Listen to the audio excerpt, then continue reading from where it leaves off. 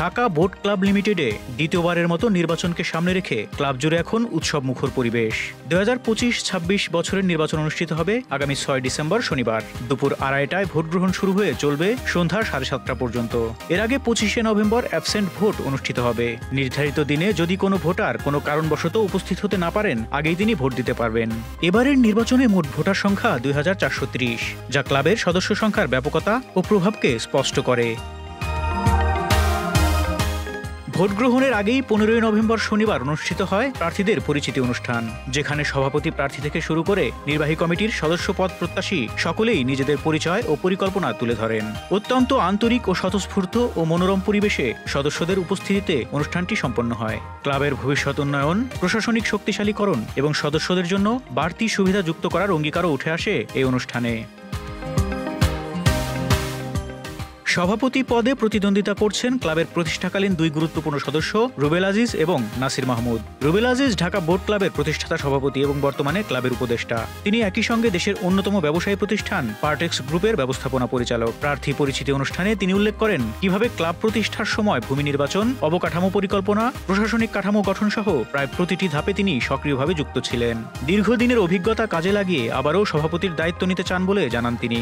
ওখানে যখন under construction ছিল, তো তখন আমরা বোট ক্লাবে বসে খাচ্ছিলাম। তখন শাহেদ ছিল আমার সাথে, তখন দিদেন প্রেসিডেন্ট অফ নোফা, সাথে হেলাল ছিল, আলাউদ্দিন নাসিম ছিল, আরও দু একজন ছিল, নাসির ভাই ছিলেন কিনা আমার ঠিক মতো মনে পড়ছে না। তো তখন ওরা আমার বললো যে তুমি নোফার চেয়ারম্যান হও। অনেক পুশ করলাম। আমি বললাম যে দেখো, নোফার প্রেসিডেন্ট হয়ে আমি কোনো লাভ হবে না, এটা একটা আঞ্চলিক একটা নাম দিয়ে ওই নর্দার্ন ফ্রেঞ্চ অ্যাসোসিয়েশন, এখানে অনেকে টাকা দিয়ে আসবে না, ওরা মনে করবে এটা একটা এলাকার ভিত্তিক। তো তাহলে কি করা যায়? আমি বলছি why not Dhaka boat club, কারণ আমরা যেরকম চিটাং বোট ক্লাবে বসে আছি, স্যার আমার চোখ থেকে এমনি পানি পড়ে, একটু ডিস্টার্ব দিচ্ছে। Dhaka boat club, Chittagong boat ক্লাবে যখন বসে আছি, এটাতে একটা এস্টাবলিশড একটা অর্গানাইজেশন হয়ে গেছে, একটা ইনস্টিটিউশন হয়ে গেছে। All we have to do is Dhaka boat club দিয়ে দিলে ক্যাপিটাল সিটি নামে হয়ে গেল, ইভেন স্ট্রঙ্গার দেন চিটাগাং, কারণ এটা তো ক্যাপিটাল সিটি। তো তখন সিদ্ধান্ত হলো ঠিক আছে ঢাকা বোট ক্লাব করবো। As far as president candidate is concern, আমি জিতলে নাসির ভাই আমি আপনার সহযোগিতা চাইবো, আর আপনি জিতলে আমার সহযোগিতা আপনি পাবেন। এটা বলেই আমার বক্তব্য শেষ করছি। সবাইকে অনেক ধন্যবাদ। অন্যদিকে নাসির মাহমুদ বর্তমানে ঢাকা বোট ক্লাবের সভাপতি এবং পুঞ্জ ডেভেলপার্স লিমিটেডের চেয়ারম্যান। তিনি তার বক্তব্যে উল্লেখ করেন দায়িত্ব গ্রহণের পর বিভিন্ন উন্নয়নমূলক উদ্যোগ এবং আধুনিকীকরণ প্রক্রিয়া কিভাবে তিনি এগিয়ে নিয়ে গেছেন। ক্লাবের বৈশ্বিক মান বজায় রাখতে অবকাঠামো উন্নয়ন, নিরাপত্তা ব্যবস্থা, সদস্য সেবা ও নতুন সুবিধা সংযোজন সব ক্ষেত্রেই তার নেতৃত্বের সাফল্যের কথা তিনি তুলে ধরেন। কি উন্নয়ন করেছি এবং ক্লাবকে কতখানি প্রাণবন্ত করেছি এবং ক্লাব আজকে কোথায় চলে এসেছে, আমি সে বিষয়ে আমি নিজের মুখ থেকে কিছু বলবো না। আপনারা যারা এই ক্লাব ব্যবহার করেন, যারা ক্লাবে আসেন, যারা ক্লাবকে ঘুরে দেখেছেন এবং একই সাথে আমরা আসার আগে ক্লাবের অবস্থা কি ছিল সেটা যদি একটা বার তুলনা করেন, তাহলেই আপনারা দেখতে পাবেন আমাদের কর্মকাণ্ড কি ছিল। নির্বাহী কমিটির সদস্য পদে রয়েছে তীব্র প্রতিযোগিতা।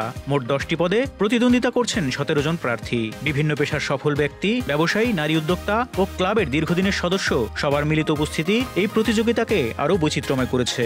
নির্বাহী কমিটির সদস্য পদে নির্বাচন করছেন মোহাম্মদ মনির হোসেন ইমন, জেসমুল হুদা মেহেদি অপু, মোহাম্মদ নকিবউদ্দিন সরকার Apu, Asma Aziz, AKM Aijaz Ali Khokon, আলিমাল Kazi Tuhin, Khaleda Akhtar Jahan, Mirza Anik Islam, হারুনার Rashid, Hasnat Jahan, M A Wadud, Mohammad Abdus Sabur Khan, Mohammad Atikur Rahman, Mohammad Masud Rana, Mohammad Masudur Rahman, Mohammad Monowarul ইসলাম ও সৈয়দ আবু সুলাইমান। প্রার্থীরা ক্লাবের সার্বিক উন্নয়ন, সদস্য সেবার মানোন্নয়ন এবং ভবিষ্যৎ সম্প্রসারণ পরিকল্পনার বিভিন্ন দিক তুলে ধরেছেন। নির্বাচনে প্রধান নির্বাচন কমিশনার হিসেবে দায়িত্ব পালন করছেন অবসরপ্রাপ্ত ক্যাপ্টেন মোহাম্মদ মাহবুবুল মতিন।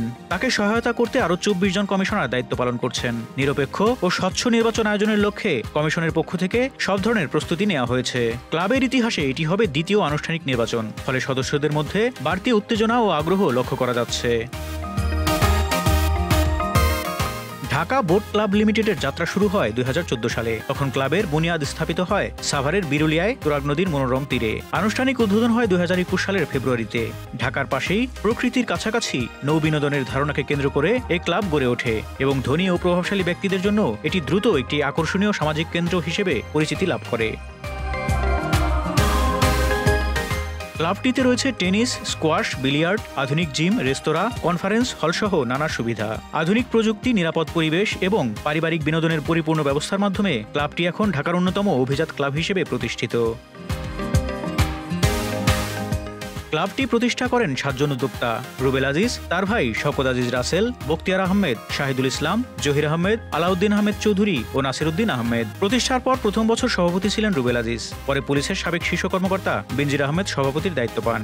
অভিযোগ রয়েছে ক্ষমতার অপপ্রয়োগ করে তিনি টানা 10 বছর বেআইনিভাবে ক্লাব পরিচালনায় ছিলেন, যার ফলে দীর্ঘ সময় কোনো নির্বাচন হয়নি। অবশেষে প্রতিষ্ঠার 10 বছর পর গত বছরের সেপ্টেম্বরে ক্লাবের প্রথম আনুষ্ঠানিক নির্বাচন অনুষ্ঠিত হয়, যেখানে বিনা প্রতিদ্বন্দ্বিতায় সভাপতি নির্বাচিত হন নাসির মাহমুদ। এবারের নির্বাচন তাই ঐতিহাসিক গুরুত্ব বহন করছে। ক্লাবের ভবিষ্যৎ দিক নির্দেশনা, অবকাঠামো উন্নয়ন, সদস্য সেবা ও আন্তর্জাতিক মানের সম্প্রসারণ সবই নির্ভর করছে নতুন নেতৃত্বের উপর। কোন প্রার্থী ক্লাবকে সামনে এগিয়ে নিয়ে যাবেন সেটি এখন সদস্যদের আলোচনার কেন্দ্রবিন্দু। 6 ডিসেম্বরের ভোটের মাধ্যমেই নির্ধারিত হবে ঢাকা বোট ক্লাবের পরবর্তী পথচলার নেতৃত্ব কার হাতে যাচ্ছে। Desk report, Dhaka express.